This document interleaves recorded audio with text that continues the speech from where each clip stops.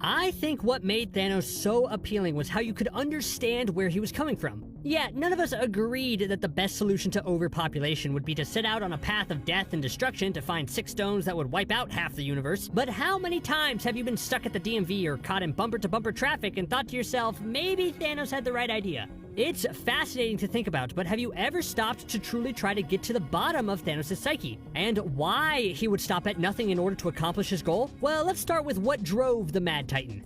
To him, his home planet was a paradise. But according to Thanos, it had the same problem as everywhere. Too many mouths to feed that eventually destroyed itself. And on the surface, you could see Thanos' pursuit of wiping out half the galaxy as a way to make up for the failure of Titan. But you know what? I think it's a little bit more selfish than that. Listen to Thanos' speech to Doctor Strange in Infinity War again. Yes, he talks about the destruction of Titan, but he also mentions how he had warned all of Titan about the impending destruction and offered the solution of wiping out half the population in pure random chance. Of course, Titan didn't go for it. I do really want to see how Thanos pitched this, though. Do you think Titan had like an open forum planet council meeting and Thanos arrived with a PowerPoint presentation in order to get his message out? I'd like to think so. So I would actually argue that Thanos' motivation for questing after the Infinity Stones and wiping out half the universe is not mainly driven by his desire to protect the universe from what happened on Titan, no matter how often he says it. I think he's actually driven by the desire to be proven right. He presented a solution to Titan, they scoffed at it, Titan destroyed itself. So now, on a grander scale, he's proving to all the naysayers on Titan that his method of dealing with the incoming crisis is effective. Because although this might be explored more in the Eternals movie, Thanos had a rough young childhood. In the comics, his purple appearance is because he had the deviant gene, which made him a bit of an outcast and looked down on by his people. So imagine that for your whole life you're made fun of or feel inferior to the people around you. Then there's a problem, and you've come up with a solution, and yet they still don't listen to you. Sure, it's a crazy idea that no sane group would listen to, but that didn't matter to Thanos. He was still ignored by people who always hated him, and now here is his chance to prove that he was right all along. Then Thanos isn't some martyr burdened with a glorious purpose who reluctantly will kill half the universe to save the rest, but something else entirely. Food for thought, right? So let's next take a look at Thanos' actual villain plan. We'll highlight what worked, what didn't work, and get to the bottom of some boneheaded decisions Thanos ended up making. We know that in his journey to get all the stones, he obtained the Mind Stone first in the form of the scepter. Now, a lot has been said about why Thanos would give Loki the scepter when it had an Infinity Stone in it, and yeah, the logical answer is, So he's an idiot.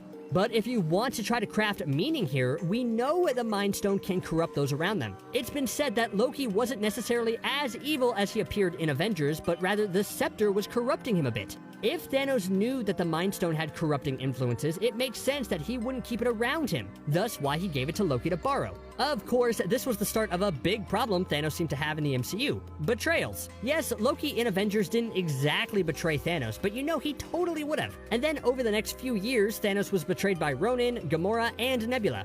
Basically, everyone he sent after an Infinity Stone ended up betraying him, until he eventually had to do it himself. And I'm of two minds about this. On one hand, it's definitely just because from a production side, you couldn't have Thanos go himself to get the stones right away, or else the story would be over too quickly and we needed like 30 movies first. But if you justify it as Thanos didn't really want all the Infinity Stones right away, but rather wanted to know where they all were so that he could do one big attack starting with the destruction of Xandar, then that makes a bit more sense. It then paints Thanos as not just a villain that writers couldn't use until Infinity War, but rather someone who had an actual plan throughout all the phases of the MCU. Because it was a pretty easy cakewalk to get the 1, 2, 3 combo of the Power Stone, the Space Stone, and the Reality Stone. Say if Thanos got the Power Stone right away. At that point, the Space Stone would still be on Asgard, and Thanos may not have wanted to waste his army attacking both Xandar and Asgard so close to each other. Or he didn't want to divert too much time fighting both Xandar and Asgard, giving time for someone to hide the Reality Stone away from the Collector. So basically, Ragnarok was the big key here. Once Asgard was destroyed, then Thanos knew he could decimate Xandar, find the Space Stone among the ruins of the Asgardians, and then basically use the Space Stone to get to nowhere to get the Reality Stone.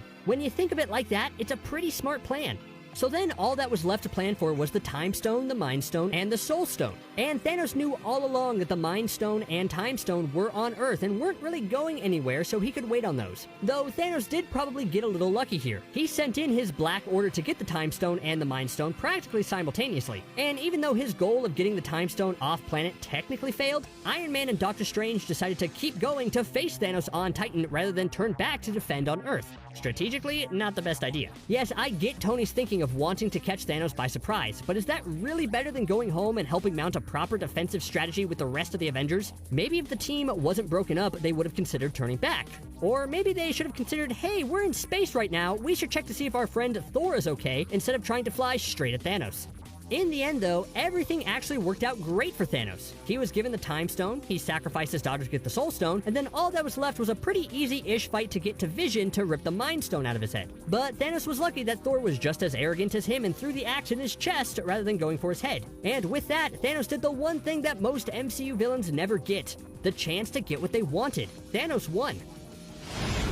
So Thanos represents an extremely rare villain in that he got almost exactly what he wanted and then had to face those consequences. He was able to snap his fingers, randomly dust half the universe, then enjoy a sunset as he woke up to, as he said, a grateful universe. He even snapped his fingers again to destroy the stones for good, making it so it was almost impossible to undo everything. Of course, Thanos didn't have to snap his fingers again and go through that whole ordeal. All he really needed to do was to do something outside the sacred timeline so that the TVA would swoop in and use the Infinity Stones as shiny new paperweights. But anyway, Thanos got what he wanted for 5 years. But surprise, things didn't go quite as Thanos foresaw. He thought the universe would ultimately come to see this as a great gift and a necessary sacrifice, but of course, that didn't happen. Steve even said some people move on, but not us. 5 years later, they developed a plan to fix everything, and they decided to go for it. But seriously, what did Thanos really expect here? When most villains are after a goal, they never achieve it because the heroes stop them. But isn't it fascinating to examine the after effects of a successful villain plan? All those bad guys who want world domination, okay, what happens after 5 years? Things would get a little boring. But I think in those instances where a villain is faced with success and they get to accomplish whatever self-righteous goal they were after, the facade eventually peels away, revealing how dark and twisted the person actually is. Take Thanos, for example. Yes, the OG Thanos didn't technically get to see the ramifications of his plan. His head was separated from his shoulders before that could happen, but 2014 Thanos could see it, and it clearly wasn't what was expected. All his talk about knowing what he was doing was right, and that only he could be burdened with such a task was kind of all baloney, wasn't it? He turned so quickly into a I will remake the world into my own image type of villain that you could only imagine that that personality was there the whole time, bubbling just slightly beneath the surface, hiding behind a facade of martyrdom. And actually, I think this was a solid storytelling choice. I know a lot of fans were disappointed that the three-dimensional, maybe right characterization of Thanos in Infinity War was replaced with a basic destroy-everything type of villain in Endgame. But I think in a way it makes sense. 2014 Thanos just saw that his whole life's purpose wasn't going to work out and people would still oppose him. So of course he wanted to go all scorched earth on the Avengers' butts. But overall, one thing I do wish was that OG Thanos was alive for all of this, because as much as it was satisfying and shocking to see Thor cut off Thanos' head, only for a past version of Thanos to be an issue, how interesting would it have been for OG Thanos to be the one who has to try to prevent the Avengers from undoing his work? I just think that's a whole different perspective.